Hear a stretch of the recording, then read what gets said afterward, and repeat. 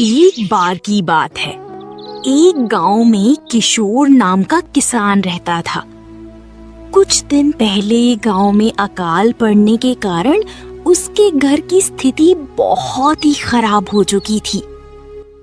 अजी, सुनते हो, आज घर में अनाज खत्म हो चुका है। आपको जल्दी कुछ न कुछ करना होगा, नहीं तो हम भूखे मर जाएंगे। ममता, तुम तो जानती ही हो कि पूरे गांव में अकाल की महामारी फैली हुई है। इसके कारण मुझे गांव में कोई काम नहीं मिल पा रहा है। मैंने काम ढूंढने की कितनी कोशिश की, पर कोई भी काम देने को तैयार ही नहीं है। जी, ये बात तो सही है, पर हम यूं हाथ पर हाथ धर कर नहीं बैठ सकते। हमें कुछ ना कुछ करना होगा, नहीं तो हमारा जीना मुश्किल हो जाएगा। हाँ ममता, तुम बिल्कुल सही कह रही हो, पर मुझे तो सच में समझ ही नहीं आ रहा कि मैं आखिर क्या करूं, किस काम में लगूं। अगर आप मेरी बात मानते हैं तो आप एक काम कीजिए, कुछ दिनों के लिए दूसरे गांव चले जाइए। वहां आपको कोई ना कोई काम जरूर मिल जाएगा। हाँ ममता, तुम्हारी बात सही है। इस तरह गांव में रहकर समय बर्बाद करने से कोई फायदा नहीं है।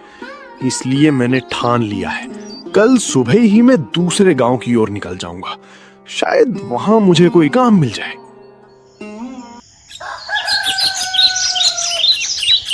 अगले दिन सुबह किशोर दूसरे गांव की ओर निकल जाता है। वो जंगल के रास्ते जा रहा होता। थोड़ी दूर चलने के बाद उसे पेड़ के नीचे बैठे संत बाबा दिखाई देते हैं। बाबा को देखकर वो सोचता है, अरे ये तो कोई संत बाबा प्रतीत हो रहे हैं। चलो इन्हीं से कुछ पूछ कर देखता हूँ। पता नहीं, शायद मेरे बारे में कुछ ऐसा बता दे जिससे मुझे जल्दी ही काम मिल जाए। ये सोचकर किशोर बाबा के सामने जाकर खड़ा हो जाता है। प्रणाम बाबा। बोलो बेटा, तुम इस घने जंगल में अकेले क्या कर रहे हो? ये जगह तुम्हारे लिए सही नहीं है। बाबा, मेरी एक समस्या है। कुछ समय पहले हमारे गांव में भयंकर अकाल पड़ा था। उसी कारण यहाँ रोजगार और आय का कोई स्रोत ही नहीं बचा। मैंने बहुत कोशिश की, लेकिन कोई भी काम देने को तैयार नहीं हुआ। मजबूरन मैं पास के गांव में काम की तलाश में निकल पड़ा हूं। तभी आपको देखा तो मन में आशा जगी। सोचा शायद आपसे कुछ उपाय मिल जाए और मेरी मुश्किल हल हो सके। अच्छा बेटा, बैठो। बाबा, मुझे आशीर्वाद दीजिए कि मुझे कोई काम मिले, और जो भी काम मिले उसमें मुझे सफलता प्राप्त हो। देखो बेटा, तुम काम ढूंढने जा रहे हो, परंतु यहाँ से निकलने के बाद तुम्हें जो पहला काम मिले तुम उसे ही स्वीकार कर लेना। तुम उसे मना मत करना, चाहे वो कोई भी काम हो। ठीक है बाबा, जो आप कहेंगे मैं वैसा ही करूंगा, लेकिन कृपा कर कोई उपाय भी बताइए। और सुनो बेटा, कभी दूसरों की व्यक्तिगत चीजों पर साजिश और छल करके अपना अधिकार मत जताना। ठीक है बाबा, मैं वचन देता हूं कि मैं किसी के साथ छल कपट नहीं करूंगा। और मुझे कोई राह बताइए जिससे मेरा जीवन संभल सके। ठीक है, अगर तुम्हें किसी की भी निजी बात या रहस्य का पता चलता है तो तुम उसे किसी तीसरे आदमी को नहीं बताओगे। हाँ बाबा, ठीक है, मैं ऐसा नहीं करूंगा।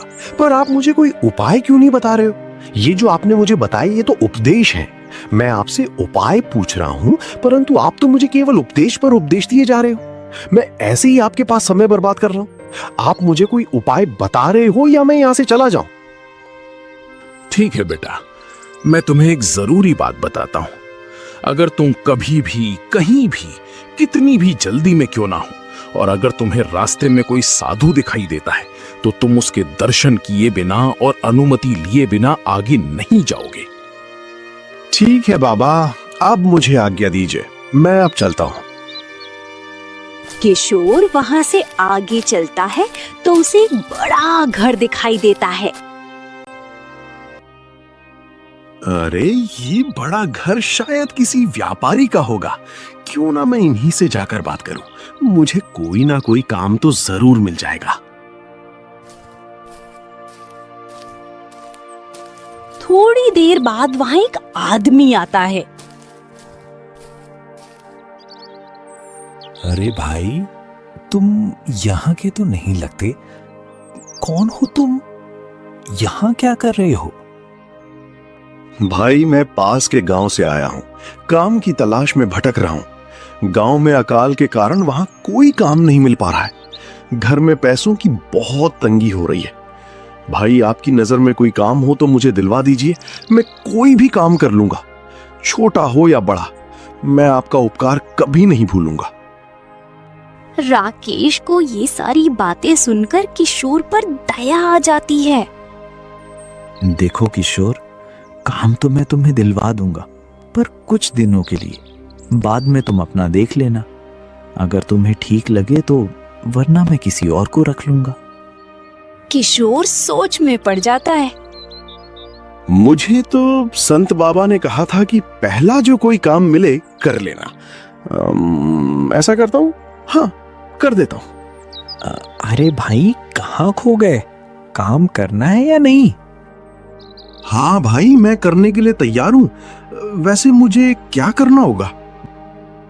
देखो भाई, मैं कुछ दिनों के लिए अपनी बहन की शादी में जा रहा हूं।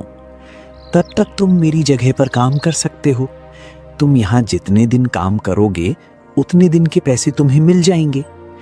देखो, हमारे सेठ जी के पास बहुत सी गाय और भैंसे हैं। सेठ जी को इनसे बहुत लगाव है, इसलिए उन्होंने बहुत सारी गायें मंगवा रखी हैं। यहाँ जितने भी आदमी काम करते हैं उनको 3-3 गायें आपस में बांट रखी हैं, ताकि सभी गायों का अच्छे से ख्याल रखा जा सके। मेरे पास 3 गायें हैं, आज से तुम उनका ख्याल रखोगे। ठीक है भाई, मैं कर लूंगा। मैं सेठ जी से तुम्हारे काम के बारे में बात करूंगा। और हाँ, याद रहे कि ठीक से काम नहीं किया तो सेठ जी तुम्हें कुछ नहीं कहेंगे, तुम्हारे साथ साथ मुझे भी काम से निकाल देंगे। तुम चिंता मत करो भाई, तुम निश्चिंत होके जाओ। मैं यहाँ बहुत अच्छे से काम करूंगा और कोई शिकायत का मौका भी नहीं दूंगा। तुम चलो मेरे साथ, मैं तुम्हें अपने सेठ जी से मिलवा देता हूँ। राकेश किशोर को लेकर सेठ जी के पास जाता है। सेठ जी, ये किशोर है, आज से ये मेरी जगह काम करेगा। आपने कहा था कि मेरी जगह कोई और काम पर आ जाएगा तो मैं छुट्टी पर जा पाऊंगा। अगर आपकी आज्ञा हो तो मैं छुट्टी पर जा सकता हूँ।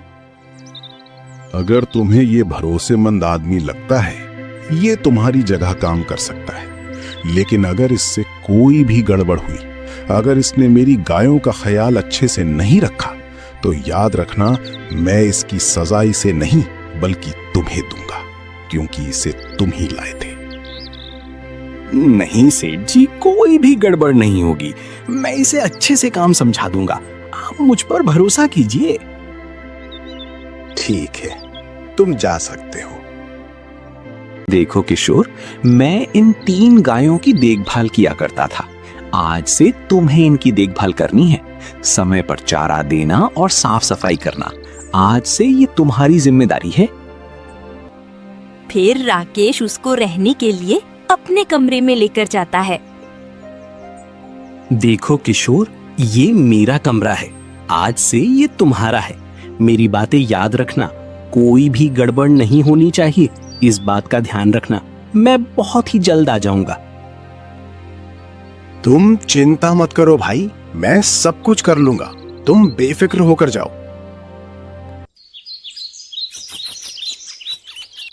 अगले दिन सुबह राकेश वहां से चला जाता है और किशोर अपने काम में लग जाता है।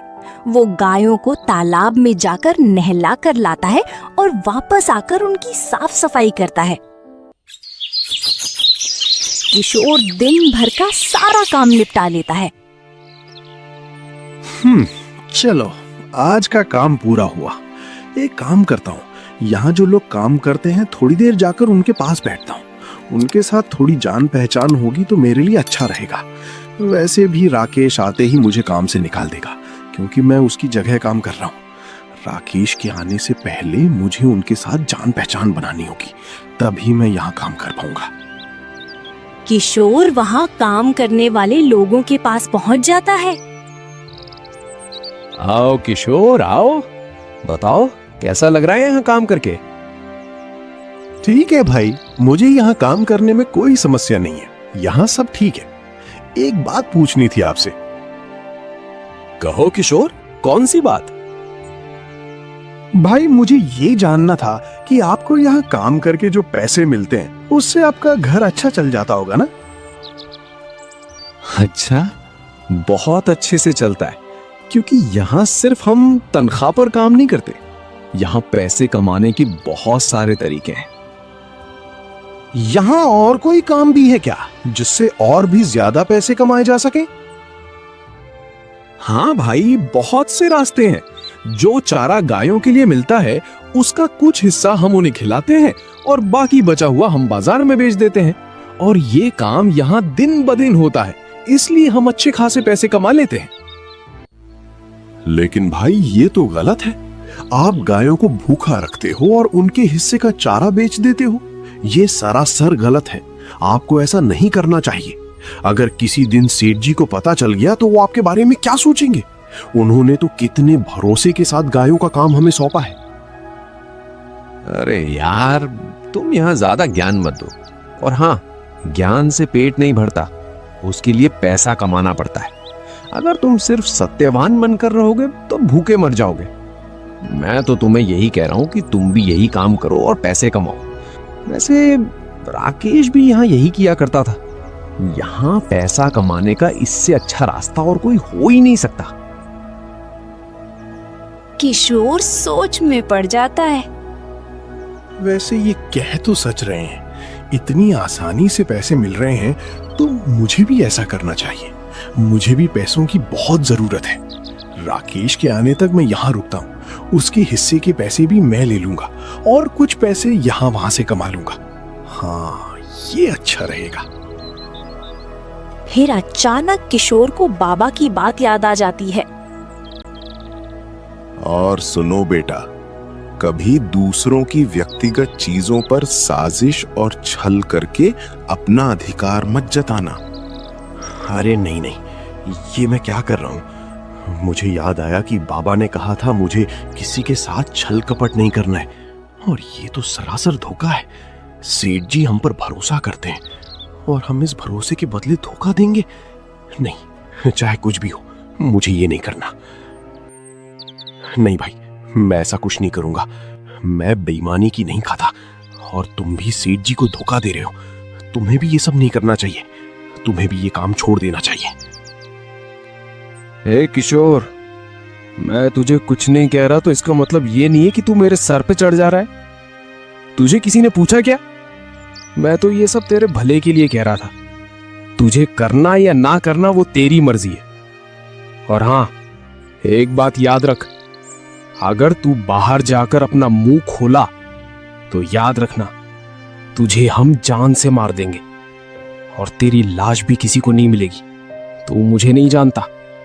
जो मेरे खिलाफ बोलता है मैं उसकी बोलती हमेशा के लिए बंद कर देता हूँ। किशोर उनकी बातों से डर जाता है और अपने कमरे में आ जाता है। अगले दिन सुबह किशोर अपने काम में लग जाता है। सेठ जी भी अपनी गायों को देखने आ जाते हैं। वो देखते हैं कि गाय बहुत कमजोर हो चुकी थी। सेठ जी ये देखकर बहुत गुस्सा हो जाते हैं। ये क्या है? ये गाय इतनी कमजोर कैसे हो गई? इनका ख्याल अच्छे से क्यों नहीं रखा जा रहा है? सेठ जब किशोर को सौंपी गई गायों को देखते हैं तभी वो बहुत खुश हो जाते हैं, क्योंकि वो बहुत तंदुरुस्त थीं। ये गाय किशोर को सौंपी गई थी, बहुत ही तंदुरुस्त है।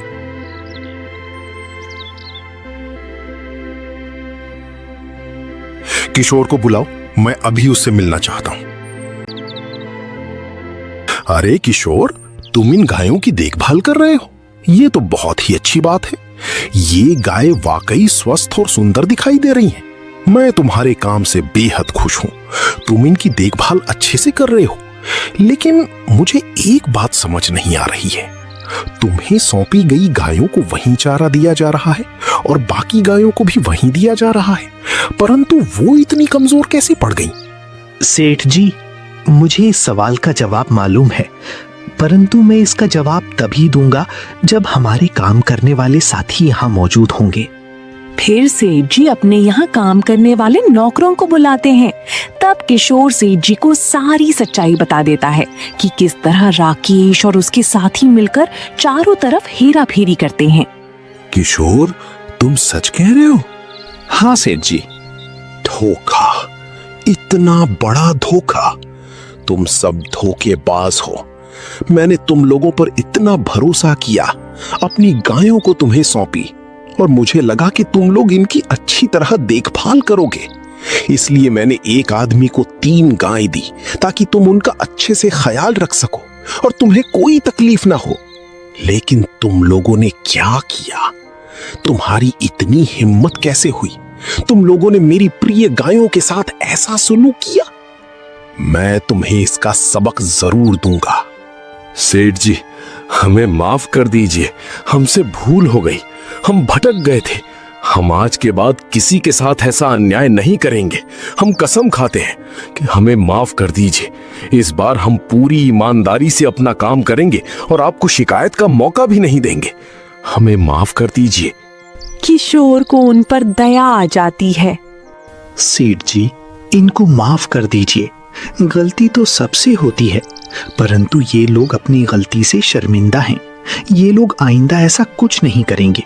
मुझे लगता है इन्हें इनकी गलती का एहसास हो गया है। ठीक है किशोर, मैं तुम्हारे कहने पर ही इन्हें माफ कर रहा हूं। आज के बाद तुम ही इन सब का निरीक्षण करोगे। सारी गायों को अच्छे से खाना मिला है या नहीं, ये जिम्मेदारी मैं तुम्हें सौंपता हूं। जी सेठ जी, आपका बहुत बहुत धन्यवाद। मैं इनका पूरा ध्यान रखूंगा। सुनो तुम लोग, मैंने इस बार तुम्हें बचा लिया है। आइंदा ऐसी गलती ना होने पाए, याद रखना। और तुम्हें गायों की देखभाल पूरी ईमानदारी से करनी है, समझे? उस दिन के बाद सभी लोग अपना अपना काम बहुत ही ईमानदारी से करते हैं। ये देखकर सेठ जी बहुत खुश हो जाते हैं।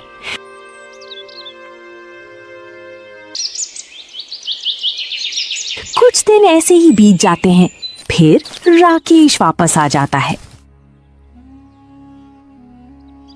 अरे राकेश, तेरी गैर मौजूदगी में किशोर ने हमारा कच्चा चिट्ठा खोल दिया। उसने सेठ जी को सारी सच्चाई बता दी। हम जो चारा बेचकर पैसा कमाया करते थे, अब वो भी बंद हो गया। सेठ जी ने हमें जान से मारने की धमकी दी है। अब किशोर हमारा निरीक्षक बन चुका है। अब वो हमारा सेठ बन चुका है। वो हम पर निगरानी भी करने लगा है। तुम कुछ करो राकेश, उसे कैसे भी करके यहां से निकलवाओ। तुम चिंता मत करो, मैं कुछ करता हूं। इस किशोर की मदद मुझे नहीं करनी चाहिए थी। मैंने इस पर तरस खाकर बहुत बड़ी गलती कर दी। मैंने इसे अपनी जगह काम पर रख लिया, अब वो मुझ पर राज करेगा? हरगिज नहीं, मैं ऐसा कभी नहीं होने दूंगा। उसकी इतनी हिम्मत कि मेरी जगह लेने की कोशिश कर रहा है। तुम चिंता मत करो, मैं आ गया हूं। इस किशोर को सबक सिखा कर रहूंगा।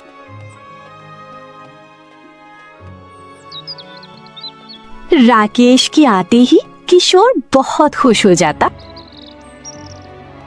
राकेश, बहुत दिनों बाद आए हो भाई। तुम्हारी बहन की शादी कैसी रही?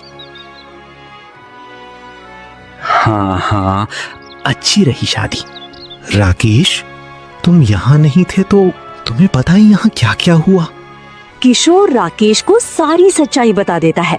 राकेश को ये सारी बातें पहले ही पता चल चुकी होती हैं। राकेश मन ही मन बहुत गुस्सा हो रहा होता है। उसे किशोर से बहुत जलन होने लगती है। थोड़ी देर बाद बारिश शुरू हो जाती है। फिर अचानक तेज बारिश आ जाती है। किशोर को गायों की चिंता होने लगती है। राकेश, बहुत तेज बारिश हो रही है, मैं एक बार गायों की तरफ होकर आता हूँ।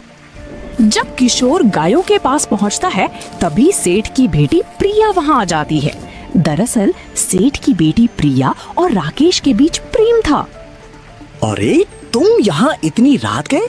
अगर तुम्हें यहाँ किसी ने देख लिया तो गड़बड़ हो जाएगी। तुम्हें यहाँ नहीं आना चाहिए था। राकेश, मुझे तुम्हारी बेहद याद आ रही थी। कितने दिन हो गए, तुमसे मिल भी ना पाई। जब तुम गांव चले गए थे मैं सह नहीं पाई और इसलिए मैं तुम्हारे पास आ गई।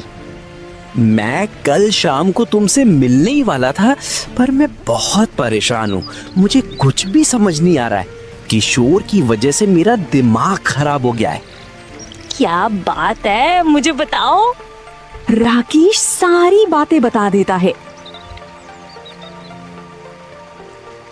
क्या कहा? उस भिखारी की इतनी हिम्मत, वो तुम्हारी जगह लेना चाहता है। तुम इसकी चिंता मत करो राकेश, मैं इसका बंदोबस्त जरूर कर दूंगी। तुम्हें कुछ करने की जरूरत नहीं है। प्रिया, अब तुम जाओ यहाँ से। कहीं वो किशोर तुम्हें यहाँ देख ना ले। तुम्हें यहाँ देख लिया तो सबको सच्चाई का पता चल जाएगा। तब तक किशोर गेट के बाहर आ चुका था। उसने प्रिया और राकेश की सारी बातें सुन ली थीं। हे भगवान, ये क्या है? ये तो सेठ जी की बेटी है। मतलब राकेश और इसका प्रेम चल रहा है। ये तो सेठ जी के साथ बहुत बड़ा धोखा है। राकेश सेठ जी को धोखा दे रहा है। मैं अभी जाकर सेठ जी को सारी सच्चाई बता दूंगा। तभी किशोर को बाबा की बात याद आ जाती है। बाबा की आवाज, तुम्हें किसी की भी निजी बात या रहस्य का पता चलता है तो तुम उसे किसी तीसरे आदमी को नहीं बताओगे। नहीं नहीं, ये मैं बहुत बड़ी गलती करने जा रहा था। मुझे बाबा ने बताया था अगर किसी की भी निजी बात मुझे पता चलती है तो मैं उसे किसी भी आदमी को ना बताऊं। नहीं, मुझे ये बात राज रखनी चाहिए। ये बात मुझे सेठ जी को नहीं बतानी चाहिए। ये सोचकर किशोर चुप हो जाता है। बारिश भी थम चुकी थी। प्रिया भी वहां से चली जाती है। अगले दिन पिताजी, मुझे आपसे बहुत जरूरी बात करनी है। बोलो बेटी, तुम इतना घबराई हुई क्यों हो? क्या बात है बेटी? अजी, वो बात ही कुछ ऐसी है। दरअसल बात ये है कि जिसको आपने अपनी गायों की रखवाली के लिए रखा है वो मुझे गंदी नजरों से देखता है। ये सुनते ही सेठ जी गुस्से से भर जाते हैं। उस किशोर की इतनी हिम्मत! मैंने उसे ईमानदार समझा पर वो तो गद्दार निकला।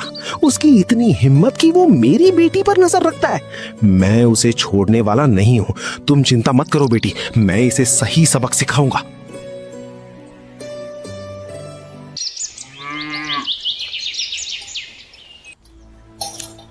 सुखिया, तुम्हें एक बहुत जरूरी काम करना है। उसके बदले मैं तुम्हें जितने चाहिए उतने पैसे दूंगा। कल सुबह मैं तुम्हारे पास एक आदमी भेजूंगा। तुम उसे संभाल लो और इस मामले को इस गांव में किसी के सामने ना आने देना। मैं चाहता हूं कि ये सब सिर्फ तुम्हारी और मेरे बीच ही रहे। जिसने मेरी बेटी के साथ जो कुछ किया उसकी सजा उसका खुद का सामना करने वाला दर्द होगा। सेठ जी, आप चिंता मत कीजिए, काम हो जाएगा।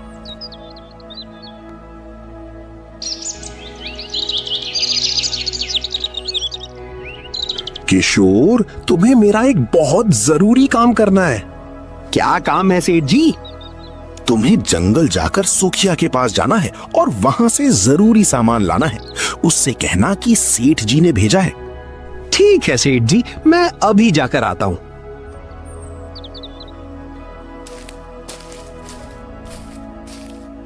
किशोर निकल पड़ता है पर राकेश उसे जाते हुए देख लेता है। अरे ये क्या, अभी तक सेठ जी ने इसे काम पर से नहीं निकाला। अब तक तो उसे काम से निकाल देना चाहिए था, पर सेठ जी उसे किसी जरूरी काम पर क्या भेजा। लगता है मुझे ही इसे ठिकाने लगाना होगा। मैं इसे और नहीं सहन कर सकता। आने दो इसे, ये अब सेठ जी के पास जिंदा नहीं पहुंच पाएगा। किशोर जंगल के रास्ते जा रहा होता है कि तभी उसे रास्ते में संत महाराज दिखाई देते हैं। मुझे यहाँ रुकना चाहिए। मुझे बाबा ने कहा था, चाहे कितना भी जरूरी काम क्यों ना हो, अगर मुझे रास्ते में साधु महाराज दिखते हैं तो मुझे उनके पास रुकना चाहिए। ये सोचकर किशोर बाबा के पास रुक जाता है। बेटा, तुम इतनी जल्दी में कहाँ जा रहे हो? मैं तुम्हें कई ज्ञान की बातें बताता हूँ, कुछ देर यहाँ बैठो। क्या करूं? मुझे यहाँ रुकना ही पड़ेगा। मैं बाबा की बात को टाल नहीं सकता, उनकी अनुमति के बिना यहाँ से नहीं जा सकता। एक काम करता हूँ, थोड़ी देर रुक ही जाता हूँ। किशोर वहां रुक जाता है। बहुत देर हो जाती है। राकेश भी किशोर की राह देख रहा होता है। वो इसी बात का पता लगाने जंगल में जाता है। वो उसी आदमी के पास जाता है जहां किशोर जाने वाला था। अरे भाई सुनो, मुझे सेठ जी ने भेजा है, आपसे कुछ जरूरी सामान लाना है। आपने वो सामान किसी को दिया तो नहीं? यहाँ कोई आया था क्या? सुखिया सोचता है कि यही वो आदमी है जिसे सेठ जी ने भेजा है। किशोर बाबा के पास बैठा रहता है। बाबा, मुझे आपके पास बैठकर बहुत अच्छा लगा। अब मुझे आज्ञा दीजिए, मुझे जरूरी काम से जाना है। किशोर बाबा से आज्ञा लेकर आगे बढ़ता है कि तभी उसे रास्ते में राकेश का शव दिखाई देता है। इसे देखकर किशोर के पैरों तले जमीन खिसक जाती है। उसके हाथ कांपने लगते हैं। वो जल्दी से सेठ जी के पास जाता है। किशोर को जिंदा देखकर सेठ जी आश्चर्य हो जाते हैं। अरे ये कैसे बच गया? सेठ जी गजब हो गया। वो राकेश। राकेश? क्या हुआ राकेश को? सेठ जी, मैं जंगल के रास्ते जा रहा था, तभी मुझे रास्ते में राकेश का शव पड़ा हुआ मिला।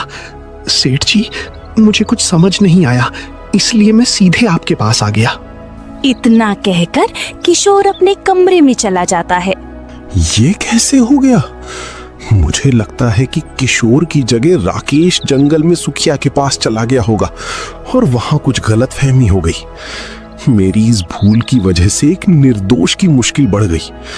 मेरे कारण इतना बड़ा हादसा हो गया और ये सोचकर मेरा दिल फट रहा है। सेठ जी की सारी बातें प्रिया वहाँ खड़ी सुन लेती है और रोने लगती है। तुम्हें कहाँ हो गया बेटी? अब तुम क्यों रो रही हो? पिताजी, रो नहीं तो और क्या करूं?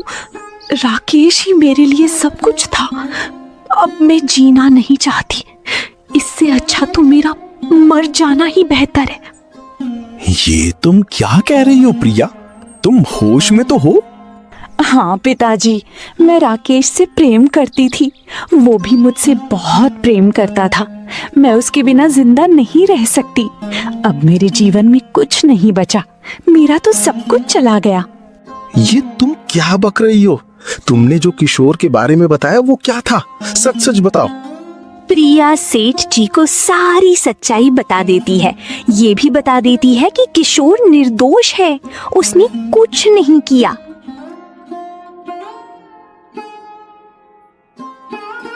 कुछ देर बाद प्रिया अपने कमरे में चली जाती है। थोड़ी देर बाद वो आत्महत्या कर लेती है। ये देखकर सेठ पूरी तरह से टूट जाते हैं। किशोर, मुझे माफ कर दो। मुझसे बहुत बड़ी गलती हो गई। मैंने तुम्हारे साथ बहुत बड़ा अपराध करने की कोशिश की। भगवान ने मुझे इसी बात की सजा दी है। मैंने अपनी इकलौती बेटी को भी खो दिया और पत्नी को भी। अब मेरे जीवन में कुछ भी नहीं बचा। अब ये धन दौलत मेरे किसी काम की नहीं है। मैं आज से, बल्कि अभी से, अपना घर, जमीन, जायदाद सब तुम्हारे नाम करता हूं। तुम ही इसके असली हकदार हो। दोस्तों, हमें उम्मीद है कि आपको ये कहानी पसंद आई होगी। इस कहानी से हमें ये सीख मिलती है कि जीवन में चाहे कितनी भी मुश्किलें आए, हमें सच्चाई और ईमानदारी का साथ कभी नहीं छोड़ना चाहिए।